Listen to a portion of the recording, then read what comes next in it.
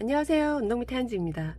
오늘은 니트나 이렇게 신축성 있는 다이마루 원단에 미실로 흔하게 사용되는 이렇게 똑같이 탄성 있는 날라리사 많이 사용하시는데, 이 날라리사로 재봉한 다음에 이제 다림질을 했을 때 이제 날라리사가 이제 원체 얇아서 열에 의해서 이제 조금 이제 가닥이 원체 얇은 가닥이 이렇게 합해져 있기 때문에 열에 좀 약해요. 근데 이 다림질 했을 때 열에 녹지 않도록 이제 다림질하는 방법 소개해 드리도록 하겠습니다. 날라리사 같은 경우에는 이렇게 신축성이 이렇게 있어요. 그래서 박음질을 했을 때는 이게 이렇게 당겨진 상태로 박음질이 되고, 그리고 박음질이 어느 정도 끝나고 난 다음에는 살짝 이렇게 그 바늘땀 있는 데가 살짝 이렇게 풀어져요. 그래서 이렇게 신축성을 같이 잡아주는 용도로 이제 사용을 하는데, 보통 오버록이나 인터록 작업 시에 이제 사용하기도 하고요. 오버록이나 인터록 작업 시에는 이제 루퍼용 실로 이제 보통 사용을 하고, 그리고 재봉 이제 실로 사용을 할 경우에는 이제 밑실 전용으로만 사용을 해요. 윗실에 사용하는 거 아니에요. 그래서 이제 밑실에 이렇게 해서 장착을 해 놓고 이렇게 신축성 있는 원단 재봉을 한다고 하면 보통 겉과 겉이 마주보게 한 상태에서 이렇게 해서 밑실을, 지금 밑실이 파란색으로 지금 들어갔잖아요. 이렇게 해서 이제 밑실을 날라리사로 이제 사용을 하게 되면 원단과 실이 이제 이렇게 해서 신축성을, 이렇게 옷 자체가 입고 벗고 할 때 이제 활동하는데 이제 불편함도 없고 이제 터짐 현상도 좀 방지되는 역할을 해주기 때문에 이제 흔하게 이제 신축성 있는 원단에 주로 사용하기는 하고요. 신축성 있는 원단에 이렇게 밑실을 날라리사를 이용해서 박음질을 하고 난 후에 이제 그 다음에 문제가 되는 게 뭐냐면, 이거의 날라리사의 가장 큰 단점은 신축성을 잡아주는 대신에 원체 여러 가닥의 실들이 있기 때문에, 겹쳐져서 있기 때문에 열에 굉장히 약해요. 그래서 우리가 보통 옷을 다 만들고 난 다음에 이 완성된 완성선을, 시접선을 박음질했던 부분을 보통 다림질로 한 번씩 펴주는 작업을 하기도 하는데, 그럴 때 이제 열이 너무 세거나 하게 되면은 이 날라리사가 녹으면서 이 날라리사가 박음질 됐던 부분이 조금 까슬까슬한 느낌이 있으셨던 분들 있으실 거예요. 그럴 때는 자, 보완할 수 있는 방법. 자, 먼저 제일 비추하는 방법부터 일반 다리미로 그냥 다리는 거. 지금 앞쪽 같은 경우에는 다 코아사로 박음질을 해놨고요. 그리고 이제 뒤쪽에 밑실 부분, 보여지는 부분은 다 날라리사로 지금 작업을 해놓은 상태예요. 그래서 일단 차이를 좀 보여드릴게요. 이게 육안으로는 잘 안 보여질 것 같은데, 제가 촉감을 조금 느껴지는 부분을 이제 일단 말로라도 이제 전달을 해드릴게요. 자, 그래서 일반 다리미 같은 경우에는 이제 물도 없이 그냥 수분 없이 그냥 일반 다리미로만 이렇게 다려주실 경우에는 아무래도 가장 잘 이 얇은 가닥들이 녹겠죠. 날라리사가.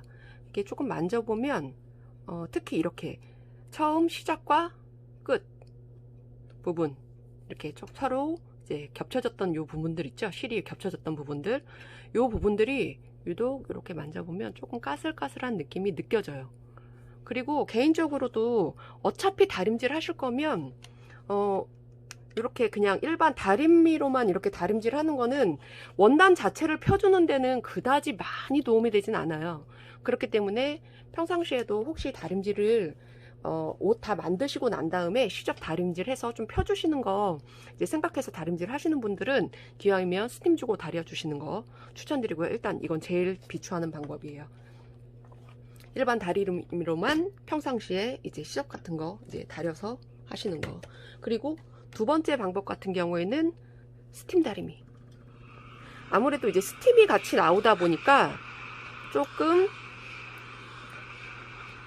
원단 자체 펴지는 것도 굉장히 잘 펴지기는 하고요. 이게 스팀, 이제 사용하시는 스팀 다리미에 따라서 조금 차이는 있으실 것 같은데, 지금 제가 사용하는 것 같은 경우에는 그렇게 까슬거리는 게 느껴지진 않아요. 저 지금 근데 다리미 선전하는 거 아니에요. 오해하지 마세요. 자, 이렇게 살짝 그렇게 까슬거리지 않아요. 그리고 평상시에도 다림질 하실 때 꼭 이제 시접 같은 거 완성도 있게 잡아주기 위해서 다림질 하실 경우에는 꼭 시접 부분 스팀 다리미 이용해 주시면 완성도가 확실히 좋아요. 그거는 어떤 다리미를 사용하시든요. 자, 그리고 만약에 우리 집에 있는 스팀 다리미가 집에 없고, 그리고 아니면은 스팀 다리미가 있긴 한데 원체 오래되기도 하고 기능이 별로 좋지가 않아, 아니면은 열이 지멋대로 오른다거나 간혹 그런 경우 있잖아요. 그럴 경우에는 아유 왜 이래 분무기에 물을 넣고 이렇게 원단에 그 시접 부분에 뿌려주세요. 그럼 물을 흠뻑 먹겠죠.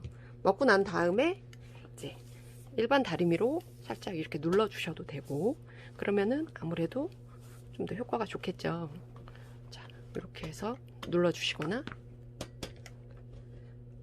해주시면 확실히 얘도 얘랑 비슷해요. 저희는 스팀 다리미가 제 거 같은 경우에는 좀 스팀이 좀 많이 나오는 편이라 지금 분무기로 이제 많이 물을 흠뻑 묻힌 거랑 묻히고 일반 다리미로 지금 이렇게 뒤쪽 눌러준 거랑 촉감이 뒤쪽 뭉치는 게 까슬까슬한 느낌이 거의 비슷해요. 그러니까 까슬까슬한 느낌이 많이 없어요. 거의 없어요. 자, 그래서 보통 이제 시접 다리실 때 완성하고 난 다음에 시접 다리실 때는 기왕이면 일반 다리미는 빼고, 그리고 스팀이 풍성하게 나오는 스팀 다리미나 아니면 이제 이게 상황이 여의치 않으시다면 분무기로 물을 흠뻑 뿌려 주시고 난 다음에 다림질 해주시는 거 추천드리고요. 박음질을 이렇게 해놓은 상태에서, 자, 이쪽이 코아사 부분이고요. 요 파란 쪽이 지금 랄라리사 부분이에요. 그래서 우리가 보통 원단을 다릴 때 한쪽 시접 방향 쪽으로 해서 다려주잖아요. 근데 보통 안쪽에 시접을 보면서 다리는 경우가 좀 많기는 해요. 그래서 자, 예를 들어서 이렇게 지금 코아사 부분이 보여지게 이렇게 다림질을 해줬다면,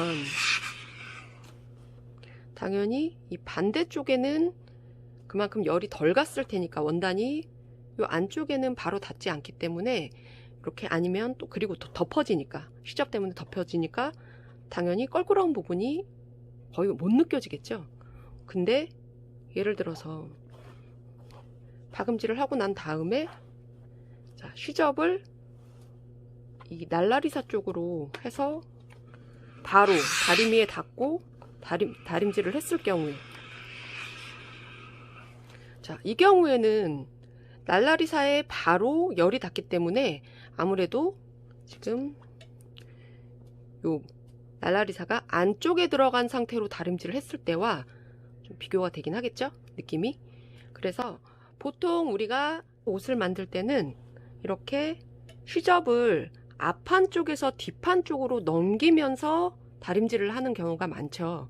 그렇기 때문에 옷을 실질적으로 만드실 때 원단의 앞판 쪽에는 이렇게 이제 이게 앞판 쪽의 안감 쪽이라고 생각하면 앞판 쪽이 위로 오게 해서 일반 재봉사를 박음질 하도록 두시고, 이제 뒷판 쪽, 앞판 쪽이 있고 뒷판 쪽 이렇게 포개 놓은 상태에서, 그러니까 앞판 쪽을 위로 그리고 뒷판을 아래쪽으로 두시고 날라리사가 아래쪽에 박히도록 이렇게 재봉 방향을 주시면 나중에 앞판 쪽에서 뒷판 쪽으로 시접을 넘겨서 다림질을 이렇게 해주셨을 때 오히려 조금 더 아무래도 더 확실하게 날라리사가 녹지 않도록 도움을 주기는 하니까 이 부분도 참고해 주시면 좋으실 것 같아요.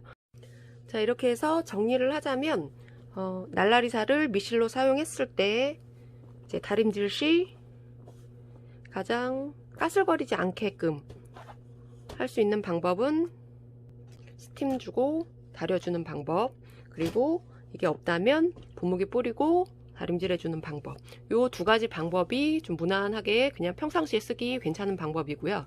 좀 더 확실하게 이제 해주실 분들은 자, 시접 자체를 아예 앞판 쪽은 일반 재봉사, 뒷판 쪽에 날라리살을 향하게 이제 아예 박음질을 방향 생각해서 박음질을 해주시고 난 다음에 시접을 이렇게 다려주는 방법. 이런 식으로 박음질을 해주시고 다림질을 해주시면 날라리살 녹지 않고 이제 좀 더 깔끔하게 다림질도 할 수 있으실 것 같아요. 자, 그럼 시청해주셔서 감사합니다.